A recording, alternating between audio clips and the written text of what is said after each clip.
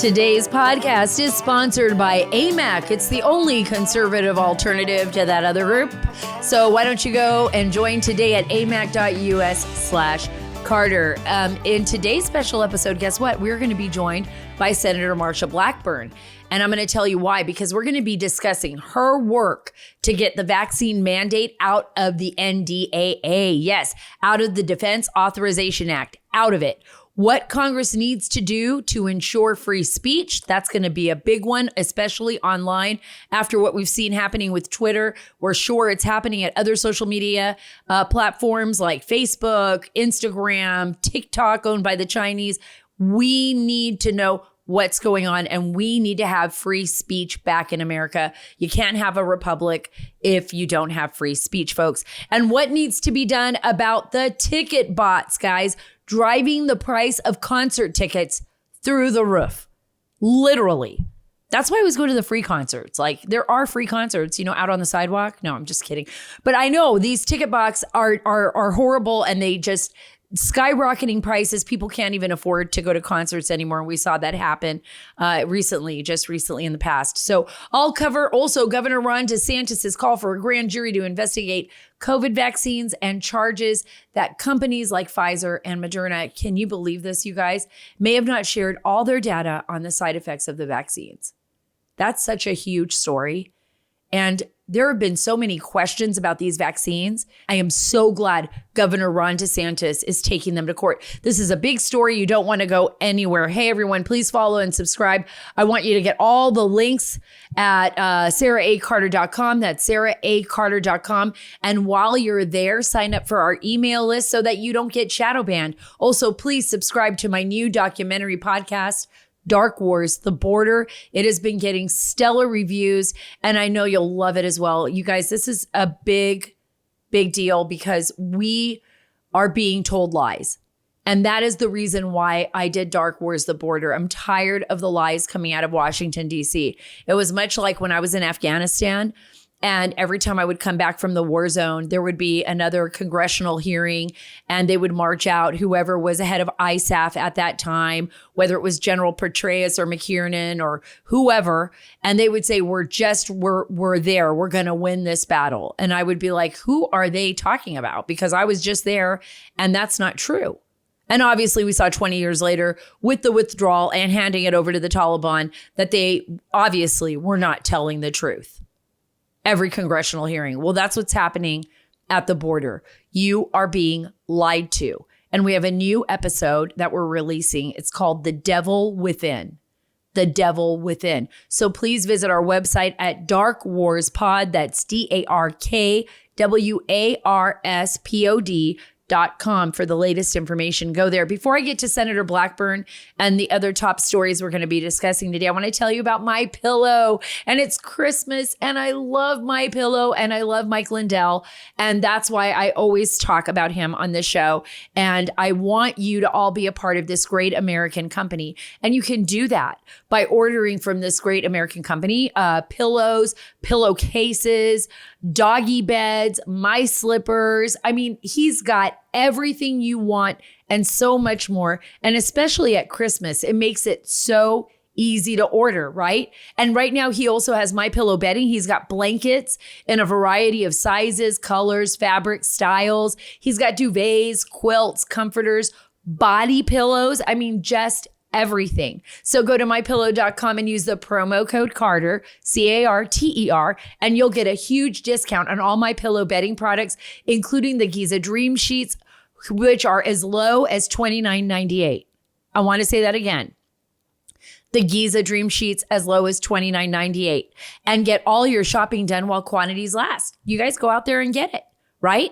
Go out there and get it now. Get cozy with the best Christmas sale ever. Shop mypillow.com/Carter, promo code Carter. That's mypillow.com/Carter. So right now, Governor Ron DeSantis, guys, is calling for a grand jury on COVID vaccines. Thank God. He has courage. And he also is someone that we can confidently trust in, because every other politician either caved in or ignored this. There were very few that that stood up to Pfizer and Moderna and the lies that were pouring out of our government that locked down our children for several years and our families. Literally the insanity of it all. I mean, there are people out there that still won't take the mask off their face. They're that afraid. Because our government, along with governments all over the world, were literally making up rules and regulations and then forcing them on the populace, stripping away our freedoms. And we weren't even sure that these vaccines were fully ready for the market the way that they were at the time. I mean, we still don't have, these were emergency vaccines. And yes, people died of COVID. And yes, COVID is terrible. But it was not to this extent. We see that now. We see the backlash, rise in suicide rates among our children, the babies set back months, years, because they couldn't even see a person's face and be able to socialize. I mean, there were so many issues with this. So many issues. Abuse in the families went up. Alcoholism went up. Drug addiction went up. The cure was almost worse than the disease. If it wasn't, it was. It was actually worse than the disease itself when you look at it on a grand scale. The announcement was made alongside Florida Surgeon General Joseph Ladapo and other health officials at an event focused on accountability for the COVID mRNA shots. And I got to tell you, I have a lot of questions. This is from the Daily Wire, by the way, this story. And DeSantis said that will come with legal processes that will be able to get more information and to bring legal accountability for those who committed misconduct. So by taking it to court, they get full disclosure, right? They're going to ask for all the documentation because we really do not know. We've heard of myocarditis. Now we've seen on Twitter in the Twitter files that doctors, renowned world-class doctors like Dr. Jay Bhattacharya and others were literally shut down from communicating with the public about their concerns. These are epidemiologists, people who understand what's happening with these viruses and with these so-called vaccines. We saw it forced not only on government workers, in the military, it still is. And that's why we're going to have Senator Marsha Blackburn on here talking about that, pulling that out of the National Defense Authorization Act. That's so important. I mean, we really lost so many freedoms. And by the way, I don't know if you guys realize this, but last February, right, the Emergency Act was reauthorized right under our noses by President Biden. That literally gives him the authority to do more lockdowns, to do whatever is necessary in the so-called crisis or emergency. They just reauthorized it right under our noses. Didn't ask the American public. Look at what's happening in China. Look at the people in China, how they have suffered under zero COVID policy. And now, President Xi is trying to walk back some of it. And then he moves forward again because he realizes, wow, this is a tool that I could use to suppress and oppress my people.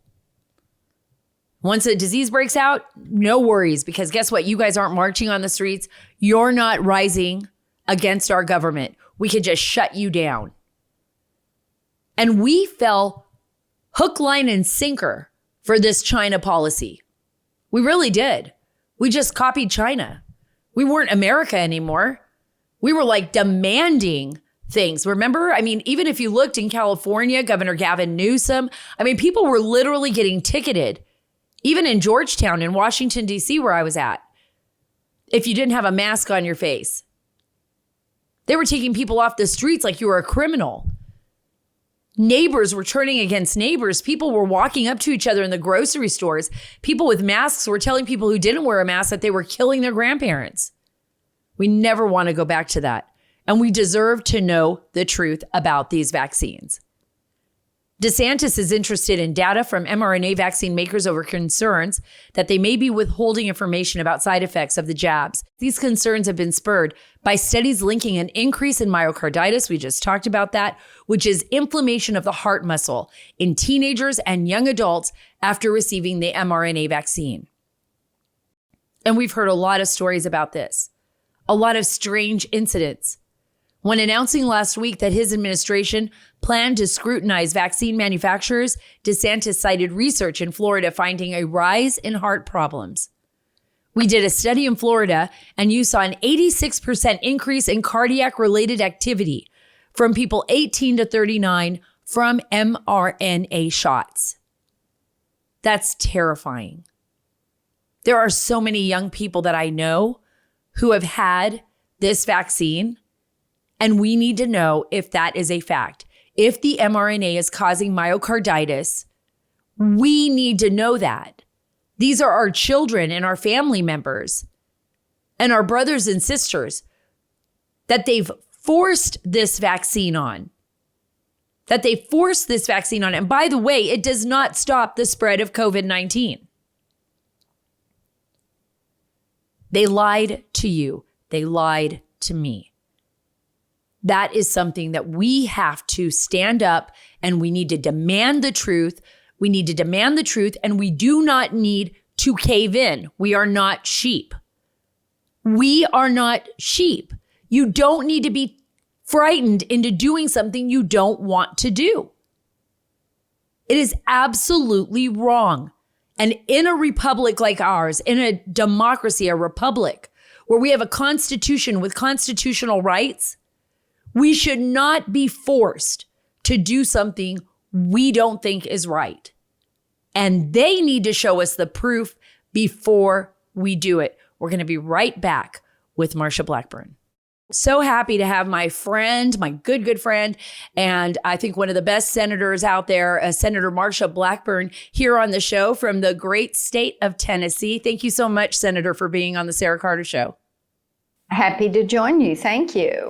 Yeah, I am too, because I am so happy to have you on the show because, as you know, my husband is a veteran, and we have a big military community here in San Antonio, Texas. And one of the biggest issues I think out there, and one of the ones I hear most about, is the vaccine mandates. Right. And the fact that this has affected negatively our branches in the military, the Pentagon forcing service members to take this vaccine. And you are actually keeping the vaccine out of the NDAA. How big of a win is this for our service men and women?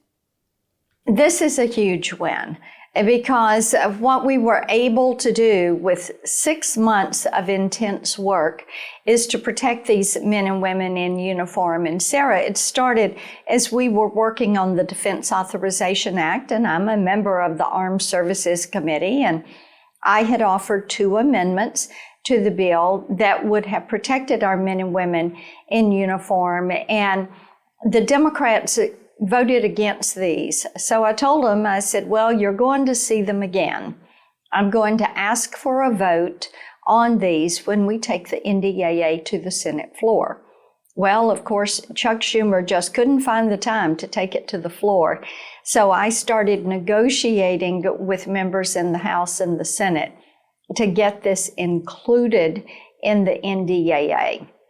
That's incredible. Yeah, it is. It's a big win because over the 6 months, people were hearing about it. You know, we started hearing from our National Guardsmen and women first on this because their jobs didn't require them to take it, but in order to drill on the weekend, they would have to take it. Right. Pandemic was basically over, and some of them had COVID, had antibodies. They didn't want to take it. They had applied for a medical exemption, and they were being told no. And then we started hearing about it from our troops at Fort Campbell and Millington, which is where we have a naval station down in Memphis, Arnold Engineering, which is an Air Force base and testing center in Tullahoma, Tennessee. And so we started looking more closely at what was happening. And my language just basically says, DOD, you cannot implement this until you reach your recruiting numbers. The reason we did it this way is if you take the Army by itself, they are 15,000 troops short in their recruiting and retention numbers this year, and estimate they're going to be 21,000 numbers short next year. We looked at the approval rate for medical exemptions. That was 0.0044 approval rate on the exemptions that were submitted, and religious exemptions, it was 0.0047 for the approval rate. And we said, well, there's something not right about this. So that is why we said, Pentagon, you just can't do this until you get your numbers in shape. We know that there's a long list of vaccinations that are required. We understand that. But the pandemic's over. The COVID vaccine has a lot of questions around it. It hasn't been thoroughly tested. And many people would say, my brother took it. He got myocarditis. The doctor has said we might want to hold on that. Or some other adverse reaction that a family member had had. So there were reasons, valid reasons, that our troops had. And they ought not to be eliminated from service. Well, I can tell you this, Senator, and I didn't mean to interrupt, but my son-in-law, he's in the National Guard. And part of being in the National Guard is that he is in college. He's getting ready to graduate. My daughter just graduated. And he's getting ready to graduate. Was that the military kind of covers the cost of college as he's serving his country in the National Guard. And he's extended his service to stay in even after college. But they did the same thing to him and everybody that served. And they basically said, if you do not get the vaccine, you'll be kicked out. You'll basically lose your college. You're going to have to pay back all of your college tuition. They didn't give him any option. The only option that he really had was to get the Johnson & Johnson vaccine because he did not want to take the Pfizer or Moderna. That was his choice. He didn't want the mRNA. He felt it was too experimental. And even when he went to go get the Johnson & Johnson, they said, oh, we're not advising you to take this. And he goes, well, I don't care what you're advising me to do. This is what I want to do. Because he had already had COVID. So he had COVID a month before they forced him to take the vaccine for COVID, already having the antibodies. So I think that's what people are so frustrated with. Yes, indeed they are. So this is a huge win for the military. I've been honored to lead this fight. Like I said, it's taken about 6 months, but we're pushing this to the finish line. Well, I think that's wonderful. And that's why I really wanted you to be able to come on the show and celebrate that great victory. I want to talk a little bit about what we've been seeing on Twitter before I get to the border, which I know is something that you care about as well. But obviously all the release of all those emails we've seen, how Twitter was basically told to, blacklist President Trump by people like Michelle Obama and others, the former First Lady. And we also saw how Twitter, purposefully basically blacklisted people regarding doctors, Jay Bhattacharya, others, Peter McCullough, who were legit medical professionals questioning what was going on in the government or putting out their research studies. And considering that Twitter is a social media platform that so many people use now, it's almost like, I would tend to say it's kind of like your electric bill. Everybody uses it to get information. It's kind of it's a public platform. Right. They were really removing real legitimate concerns and facts in order to skew a narrative for the administration. Is that stunning to you? Absolutely. Yes, that is. And I'm grateful that we're able to see the Twitter files because, if this is happening at Twitter, it is happening at the other social media platforms. It's happening with YouTube and Google. It's happening with Facebook. It's happening with TikTok. And these are places where people are getting their news. These are platforms that have said, we're the new public square. Right. And now we find out that, they're a public square that eliminates half the debate. So you get the point, but not the counterpoint. And this is distressing to a lot of people. What we have found from the Twitter files is that they have indeed been censoring. They have been suppressing information. They have been prioritizing information that they agree with. We also found out that anywhere from 96 to 99% of all the political contributions made by Twitter employees go to Democrats. So what they're doing is using their position and their power to be able to push a certain agenda and to remove information that they disagree with. Now, I think it is significant when you look at chat logs and you read some of these verbatims that they knew people had not broken the law. They knew people had not violated community standards or rules. They had just decided that there were certain people they did not like. So they were using that position to shut them up. And think about that. These are people that say we're in for free speech, but then you see how they have specifically denied free speech to certain people and how they have tried to alter the political debate. And, Sara, if you control what somebody can see and what they can hear, then you're going to be able to control how they think and ultimately how they vote. And that is election what interference. I feel about doing. Yeah. That's right. I mean, I feel like there's no other way around it. When you look at the power that these behemoth organizations have, never in the history of mankind have we seen global power the way we see it in Twitter, in Facebook. I mean, it just passes all boundaries. And they have such power to shift the narrative and the conversation. And that's actually quite frightening to me. I'm not an anti-vaxxer. Neither are you.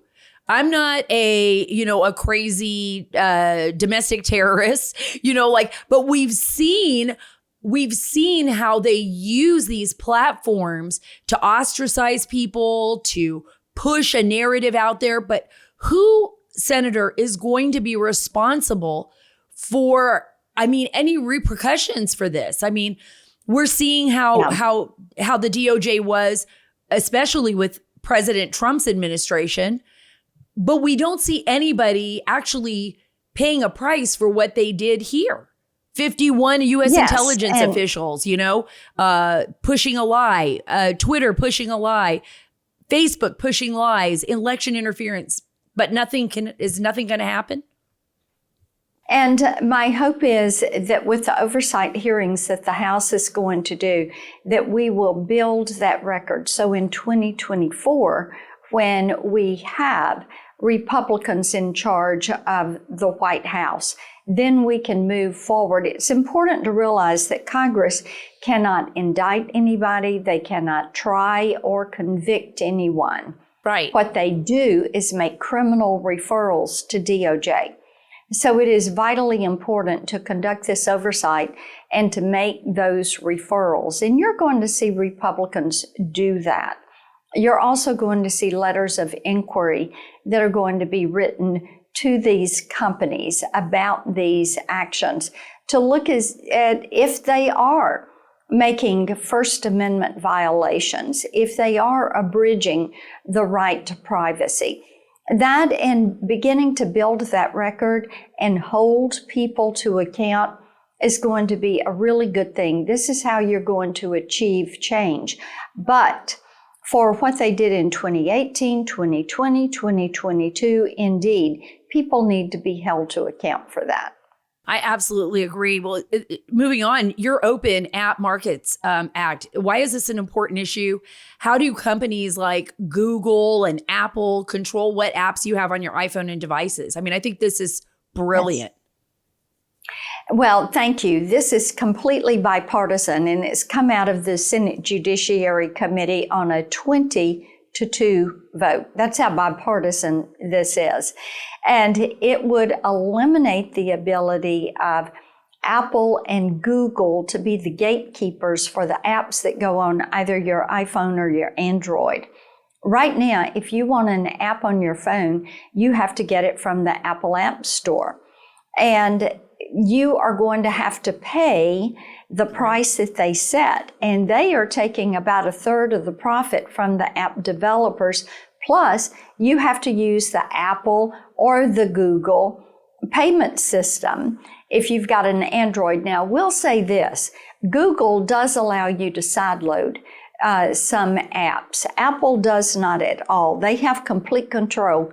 Tim Cook has to say on everything that goes over your phone. Now, bear in mind, you own that phone, but Tim Cook is saying you can't put something on there unless I put it on the App Store. And we've talked to app developers and innovators, and they want to have the gatekeepers removed, and they want to be able to develop their own marketing plans and be able to work directly with their customers and then do those updates directly with their customers. And Sara, right now, every bit of that plus your data is going back through Apple. And if you're an app developer, then Apple has all of your business development, and they can turn around and they can use that information on your business development against you because you are on their platform. So we think it is appropriate to remove Apple and Google as the gatekeeper, to allow developers to keep their profit, to put their own marketing plans in place, to allow them to use their own payment systems, to allow them to work directly with the consumer. And of course, Apple and Google are very much opposed to this legislation because having the app stores it's a big revenue stream for them. Well, it absolutely is a huge revenue stream for them. It's also a security issue. And the reason I say that is because we see what's happened in China, right? And even with Apple gave access, I have to assume, to the Chinese Communist Party to be able to shut down specific apps of communication, as we've seen the uprisings in China. That's a concern too, isn't it? I mean, we're consolidating so much power just in one, in these companies, and these companies kind of have this absolute power over the communications. I mean, they could get rid of it. They could get rid of Parler, for example, which is what they did, or say, we're not going to put truth on our platform. And that could literally destroy a business. You're right about that. And I heard from several innovators in Tennessee who just were not able to afford to go to the App Store. So then you're talking about a small business that never gets to really commercialize and move to the market and see how their app would be welcomed in the marketplace. And Apple has the ability to preference certain apps and to diminish other apps. So, getting them out of the way and removing that barrier to entry is tremendously important. We're working on that, trying to get that across the finish line before the end of the year. Wow, you are one busy lady. You're one busy senator.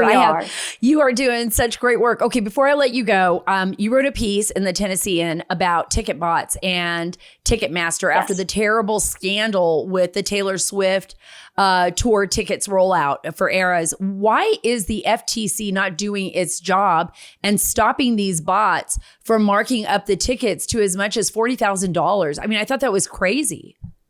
Yeah, we can't figure out why the FTC is not using their authority here.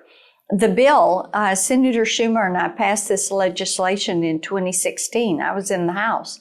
And it gives the FTC the authority they need to go in and shut down these bots. And the people that are putting these bots into the marketplace, it gives them the ability to put penalties against them, and they're not exercising that enforcement. They've done one enforcement, and that was in 2021. Nothing since then.